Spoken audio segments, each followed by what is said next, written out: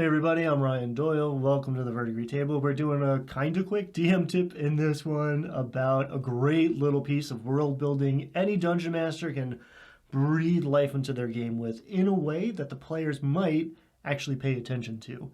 Today we are talking about currency.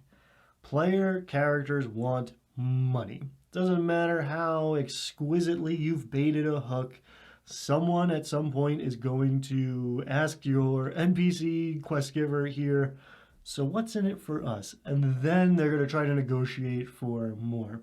And money is a tremendously significant cultural artifact that can convey a ton of information about a society's values and beliefs. Look at all the information encoded on a US $100 bill. We've got an important historical figure, current important people's signatures and names, a very significant location, and symbols from our mythology and religion, not to mention all the security features, right? Like the watermarks and the hologram strip that might as well be magic. Now, I'm not saying that you need to go to this degree for your home game. Let's look at the quarter instead, for instance. We got the founder on one side, a founder, the founder, and an important symbol on the other for some reason. A few significant words about the government and religion, and take note here, 2 different languages. Even that is more than you need for your home game, but consider how much you can learn from the front and the back of a single coin.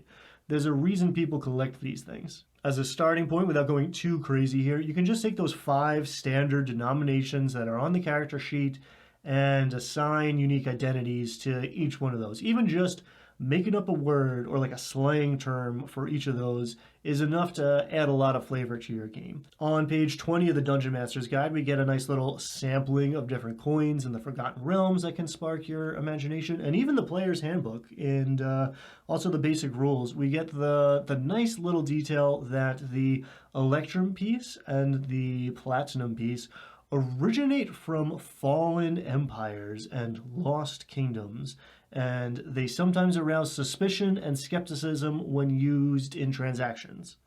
I think that's cool. Electrum starts popping up in circulation around town, and now there's an implication somebody must have uncovered ancient ruins somewhere nearby. Think about what you can say with money in your world, even just the materials that it is made from. Maybe the dwarves in this valley use pig iron for copper pieces and wrought iron for silver and Damascus steel for gold. That right there communicates something of their culture and their values, right? Before we even talk about, is there a king or a deity or a dragon or something emblazoned on the coins themselves? It can also be an important thing that sets them apart from the elves who live in the forest, who use polished rings of different species of wood, right? Maybe weaving them intricately into knotted cords that they wear as jewelry. Maybe these elves won't even accept the dwarven currency, right? They're a druidic culture. They won't even touch the metal.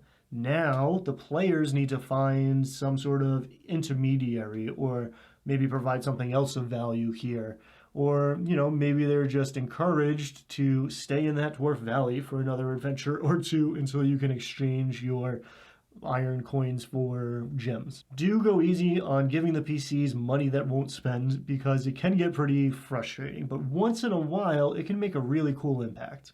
What would it say about a people if they were using money made out of pottery or glass or mother of pearl or dragon scales? What does it say about these 2 kingdoms who are minting identically, weighted, sized gold coins, but one has the sword and the scales of the god of justice emblazoned on them, while the other has the eye and the hand of Vecna. Matt Colville tells a story about he has Color All the Vile handing out this awesome blood red gold for corpses, for bodies in his game.